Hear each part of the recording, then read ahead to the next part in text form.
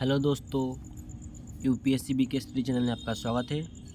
I hope आशा करते हैं आप सभी लोग अच्छे होंगे। अपने पढ़ाई और स्वास्थ्य का ध्यान दोस्तों अच्छे से रख रहे होंगे। दोस्तों, हम जो सीरीज़ चला रहे थे एशियन हिस्ट्री,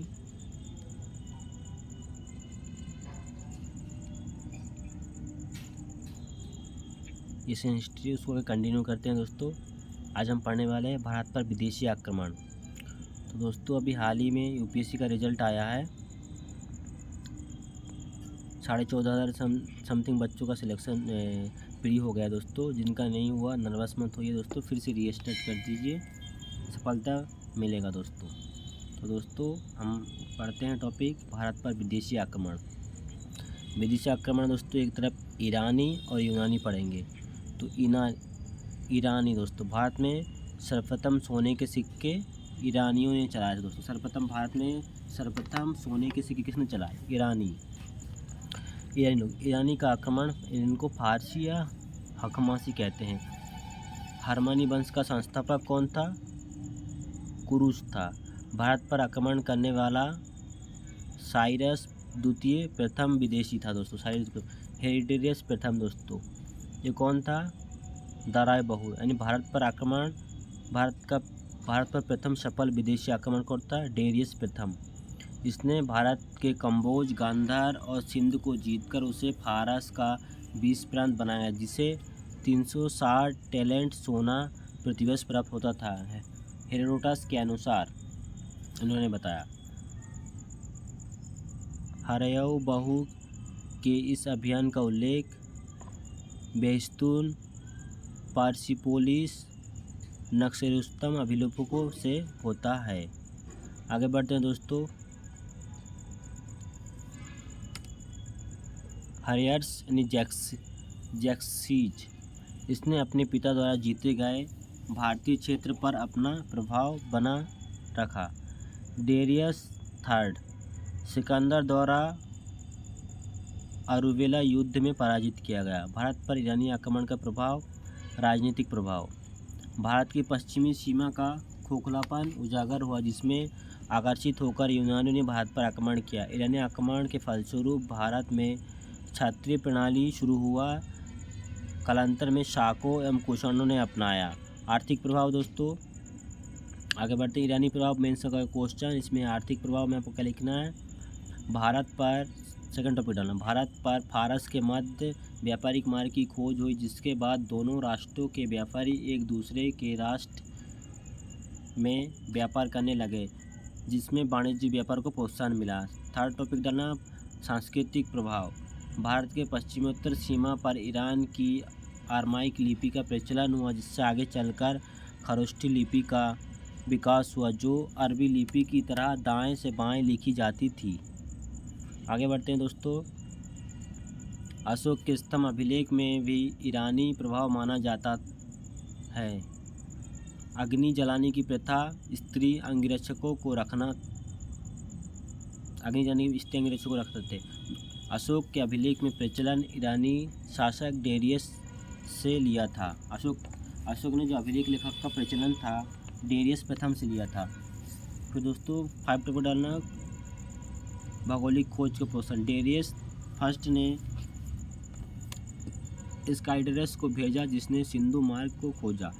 यूनानी आक्रमण दोस्तों, सिकंदर का जन्म 556 बीसी में हुआ था। नाम अलेक्जेंडर, पिता कौन था? फिलिप द्वितीय, माता ओलंपिया, गुरु का अरस्तु। राज्याभिषेक 336 बीसी। मकदोनिया का शासक था, 20 वर्ष की उम्र में शासक बने। भारत पर आक्रमण तो 26 बीसी। भारत में रहने की अवधि 19 महीने की दोस्तों। मृत्यु 323 ईसा पूर्व बोलिवियन में हुआ था दोस्तों। आगे बढ़ते हैं। प्री में पूछा जाएगा दोस्तों, ये 331 बीसी फारस के शासक डेरियस तृतीय को अरवेला युद्ध में पराजित किया। दोस्तों, सिकंदर पर आक्रमण। सिकंदर का भारत के आक्रमण में क्या? सिकंदर ने भारत पर 326 बीसी में आक्रमण किया। बैक्ट्रिया और अफगानिस्तान पर अधिकार करते हुए तक्षशिला पहुंचा। तक्षशिला के शासक अम्भी ने सिकंदर के सम्मुख समर्पण कर दिया तथा भारत विजय में पूर्ण साथ देने का वादा किया। सिकंदर का प्रबल विरोध पूर्वा राष्ट्र के शासक पोरस ने किया था। सिकंदर पोरस के मध्य 326 बीसी झेलम नदी पर हाइड्रोस्पर का युद्ध। दोस्तों हाइड्रोस्पर का युद्ध कब हुआ? सिकंदर और पोरस के बीच में हुआ। कौन सी नदी? झेलम नदी के किनारे हुआ था। दोस्तों हाइड्रोस्पर का युद्ध सिकंदर, पूछिएगा हाइड्रोस्पर का युद्ध कहाँ पे हुआ? पोरस ने सिकंदर एवं पोरस के बीच 326 बीसी झेलम नदी के किनारे हाइड्रोस्पर का युद्ध, जिसमें संभवतः सिकंदर की जीत हुई। पोरस की वीरता से प्रसन्न होकर बाद सिकंदर की जीत हुई। बाद में पोरस की प्रशंसा होकर पोरस को राष्ट्र उसे वापस लौटा दिया। किसने? सिकंदर ने। हाइड्रोस्पर का युद्ध जीतने के बाद सिकंदर झेलम और ब्यास नदी के मध्य अनेक गणराज्यों को जीता, जिसमें मालवा, मस्क, चूड़क, शिव एवं पटल प्रमुख थे। दोस्तों हाइड्रोस्पर का युद्ध जीतने के बाद झेलम ब्यास नदी के मध्य जीता, जिसमें मालवा, मस्क, चूड़क, शिवी एवं पाटल प्रमुख थे। मल्ल गणराज्य, आगे बढ़ते हैं दोस्तों। मल्ल गणराज्य, इसने युद्ध करते समय सिकंदर घायल हो गया था। उसने यहाँ के सभी महिला और पुरुष बच्चों की हत्या कर दी। मत्स्य गणराज्य, इस गणराज्य के साथ युद्ध में महिलाओं ने सिकंदर के साथ युद्ध किया। पटल गणराज्य ब्यास नदी के किनारे था, तट पर स्थित सिकंदर का अंतिम अभियान था। इसके बाद सिकंदर की सेना ने ब्यास नदी को पार करते मना कर दिया था। बेलीवन का युद्ध कब हुआ था? दोस्तों सिकंदर की मृत्यु का उसके गणराज्य का पटल सिंधु नदी के उत्तरी एवं पश्चिमी क्षेत्र फिलिप में हुआ था। सेलूकस को यूनान का साम्राज्य मिला। अंबिक को सिंधु एवं झेलम के मध्य का भाग मिला। दोस्तों उनको अलग अलग क्षेत्र में बांटा गया। झेलम और ब्यास नदी के मध्य का भाग को पोरस को दिया। सिकंदर वापसी के समय सिकंदर की सेना सिंधु नदी के मुहाने दो भागों में एक जलमार्ग निराकाश और स्थलमार्ग क्रेटेस को मिला। दोस्तों आगे बढ़ते हैं। दो नगर बाउकेफ्ला घोड़े की याद में निकैया, दोस्तों विजयनगर यानी पोरस की विजयनगर के उपलक्ष्य में। सिकंदराबाद काबुल, हेरोडोटस यानी हेरोडोस्टी का इतिहास का पिता था। सिकंदर के साथ भारत आए यूनानी लेखक। दोस्तों आगे बढ़ते हैं। अरिस्टोबुलस, फिर आनोसेक्रोट्स, निरेकास। सिकंदर के बाद यूनानी लेखक कौन थे? मेगास्थनीज का आएगा दोस्तों इंडिका, मेगास्थनीज का आएगा इंडिका। प्लानी का आएगा नेचुरल हिस्ट्री। एरियन यानी सिकंदर का आक्रमण युद्धकाल में भारतवासी तत्कालीन अन्य जनों से श्रेष्ठ थे। टोलमी का आएगा ज्योग्राफी। इन्होंने दोस्तों बुक लिखा है, इसे पूछा दोस्ता। मेगास्थनी का आएगा इंडिका, प्लानी का आएगा नेचुरल हिस्ट्री और एरियन का सिकंदर का आक्रमण युद्धकाल में भारतवर्ष तत्कालीन अन्य जनों में श्रेष्ठ था। टोलमी का आएगा ज्योग्राफी। तो सिकंदर का आक्रमण का भारत में क्या प्रभाव था? ये मेंस में क्वेश्चन पूछेगा आपको। तो सिकंदर का आक्रमण से पश्चिमोत्तर भारत के मध्य एक झंझावत का सामना था। फिर भी सिकंदर के आक्रमण ने काफ़ी हद तक अप्रत्यक्ष एवं दीर्घकालिक प्रभाव आवश्यक उत्पाद हुए, जिन्हें बिंदु पर समझा जा सकता है। पश्चिमोत्तर सीमा के एकीकरण। दोस्तों सिकंदर के आक्रमण के परिणामस्वरूप भारतीयों ने राजनीतिक एकता का संचार हुआ। यह कार्य आगे चलकर चंद्रगुप्त मौर्य ने किया। दोस्तों क्या हुआ? भारत का पश्चिमोत्तर सीमा का, दोस्तों ये पश्चिम का जो सीमा था, पूर्व, पश्चिम, उत्तर, दक्षिण, पश्चिम, यहाँ पे एकीकरण हुआ। दोस्तों एकीकरण यानी पश्चिमोत्तर सीमा का एकीकरण हुआ। सिकंदर के आक्रमण के परिणाम स्वरूप भारतीयों ने राजनीतिक एकता का संचार हुआ। यह कर आगे चलकर चंद्रगुप्त मौर्य ने किया। सेकंड टॉपिक आपको डालना है, यूनान तथा भारत के व्यापारिक द्वार खुले। आक्रमण के परिणाम स्वरूप भारतीय तथा यूनानी एक दूसरे के समीप आ गए, जिसमें दोनों देशों के मध्य स्थल एवं जलमार्गों के द्वारा व्यापार संपन्न हुआ तथा भारत पश्चिम के द्वारा व्यापार करने में सफल हुआ। थर्ड टॉपिक डालना दोस्तों, भौगोलिक खोज। सिकंदर ने अपने सेनापति निराकाश के अधीन एक जलबेड़ा यानी सिंधु नदी से फारस नदी के मुहाने जलमार्ग एवं बंदरगाहों का पता लगाने के लिए भेजा, फिर जिससे भारत तथा पश्चिम एशिया में व्यापार हुआ। फोर्थ टॉपिक डालना है दोस्तों, सिकंदर का तिथिक्रम ब्यौरा। दोस्तों सिकंदर के आक्रमण के पश्चात भारतीय इतिहास के तिथिक्रम ब्यौरा प्रारंभ हुआ। दोस्तों जो तिथिय क्रम यानी डेट मेंशन हुआ, सिकंदर के आक्रमण के समय शुरू हुआ, जिसका प्रचलन यूनानी इतिहासकारों ने किया। दोस्तों आगे बढ़ते हैं। फोर्थ टॉपिक होगा, फाइव टॉपिक आपको डालना है, सांस्कृतिक प्रभाव। भारत तथा यूनानी संस्कृतियों ने विचारों का आदान प्रदान किया। यूनानी ज्योतिषी कला का आगमन भारत में। दोस्तों यूनानी से जो कला का आगमन भारत में हुआ। पश्चिमोत्तर भारत में यूनानी की हेलेनिस्टिक आर्ट का प्रचलन हुआ, जो आगे चलकर गांधार कला शैली में दिखाई देता है। यूनानी मुद्राओं के समान ही भारत में उल्लूक शैली के सिक्के प्रचलन। दोस्तों पूछ लेगा उल्लूक शैली किससे संबंधित है दोस्तों, तो आपको क्या बताना है, ईरानी सिकंदर के समय के दोस्तों, सिकंदर से संबंधित है। और उल्लूक शैली के सिक्के।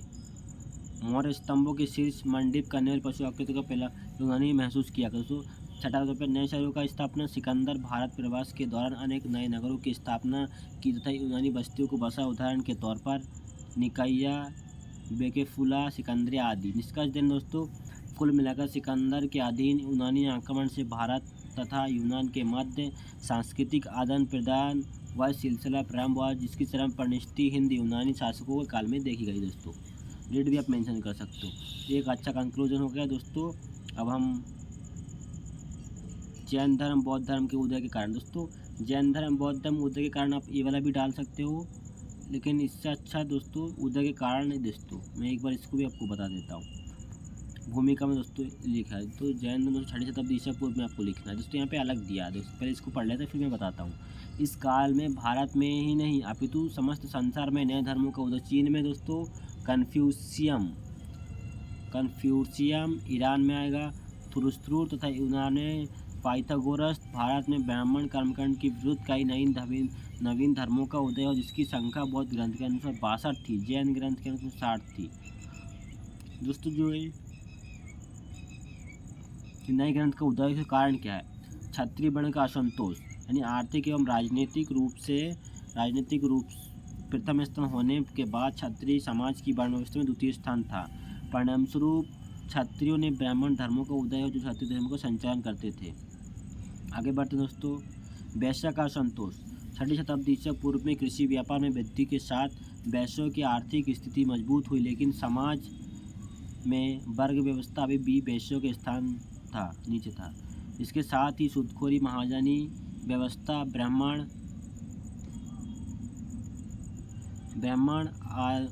आधर्मी बताएगा। परिणाम स्वरूप वैश्य के असंतोष बढ़ा और एवं बौद्ध जैन धर्म को आर्थिक सहायता की गई। फिर दोस्तों आपको डालना छठा टॉपिक, शूद्रों का आक्रमण, असंतोष। ब्राह्मणगढ़ी व्यवस्था में सबसे निम्न स्थिति शूद्रों की भी उन्हें ना तो शिक्षा का अधिकार था, ना ही यज्ञ करने का सामर्थ्य। शूद्रों का अछूत माना जाता था, जिसे कालांतर में शूद्र में शेष प्रकट हुआ। शूद्रों ने जैन बौद्ध धर्म को अपनाने के लिए समर्थन किया। फिर दोस्तों 5वां टॉपिक डालते हो, महिलाओं का असंतोष। वैदिक काल में महिलाओं के सकारात्मक अधिकार उत्तर वैदिक काल के आते आते छीन लिए गए। दोस्तों उत्तर वैदिक काल में ऋग्वैदिक काल में उनको सभा समिति में भाग लेने की अनुमति थी, लेकिन उत्तर वैदिक काल में छीन लिया गया था।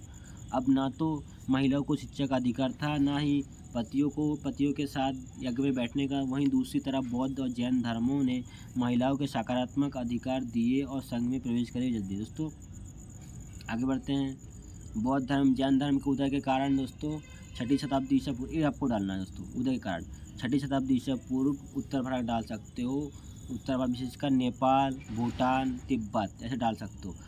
सामाजिक, आर्थिक, धार्मिक परिस्थितियों ने नवीन धर्मों की स्थापना की, पृष्ठभूमि का निर्माण किया, जिसके परिणामस्वरूप जैन धर्म बौद्ध धर्म का उदय हुआ। उदय के दोस्तों कारण क्या? सामाजिक कारण, वर्ण व्यवस्था की जटिलता एवं भेदभाव, शूद्र महिलाओं के अधिकार बेन स्थिति, क्षत्रिय वर्ण का ब्राह्मणों के वर्चस्व को चुनौती देना। दोस्तों समतामूलक समाज के सादे जीवन की अवधारणा। फर्स्ट टॉपिक डालना, उसके नीचे आपको 1, 2, 3 ए आपको पॉइंट में आपको ए वाला लिख देना ऐसे। फिर सेकंड टॉपिक डालना आर्थिक कारण। दोस्तों आगे बढ़ते हैं, आर्थिक कारण दोस्तों कृषि आधारित अर्थव्यवस्था एवं पशुधन की आवश्यकता, समुद्र पर व्यापार पर वैदिक धर्म में प्रतिबंध, वैश्य वर्ग का वैदिक धर्म असंतुष्ट होना, कर्मकांडी फिजूल खर्ची से निधन होना। दोस्तों थर्ड टॉपिक डालना धार्मिक कारण, वैदिक धर्म की जटिलता, कर्मकांडों की अधिकता, ब्राह्मणवाद, एक धर्म की मंचाई व्यवस्था, वैदिक धर्म ग्रंथों ने संस्कृत में रचित होना सामान्यतः समझने के कठिन था। दोस्तों जैन एवं बौद्ध धर्म की शिक्षा, सत्य, अहिंसा। थर्ड टॉपिक होगा दोस्तों, इसके अंदर इतने टॉपिक आ गए। फिर आगे बढ़ते हैं। फिर फोर्थ टॉपिक पढ़ना अन्य कारण। अन्य कारण में दोस्तों क्या आएगा? महावीर गौतम बुद्ध का व्यक्तित्व संवाद के लिए आमजन की भाषा प्रकृत और पाली थी उपनिषद का दार्शनिक आधार। तो दोस्तों ये आपका मेंस का आंसर हो गया। फिर अच्छा सा कंक्लूजन दे दीजिए कि दोस्तों उस समय के जो ब्राह्मणवाद का वर्चस्व से बढ़ रहा था, उसके कारण नए धर्मों का जिसमें जैन धर्म बौद्ध धर्म प्रमुख था। बस कंक्लूजन होगा दोस्तों। बस आज के लिए यहीं तक ही समाप्त करते। बड़े को नमस्ते, छोटों को प्यार। तब तक के लिए जय हिंद दोस्तों। चैनल में नए हो तो चैनल को सब्सक्राइब कर लीजिए। मिलते हैं नेक्स्ट वीडियो में, तब तक के लिए जय हिंद।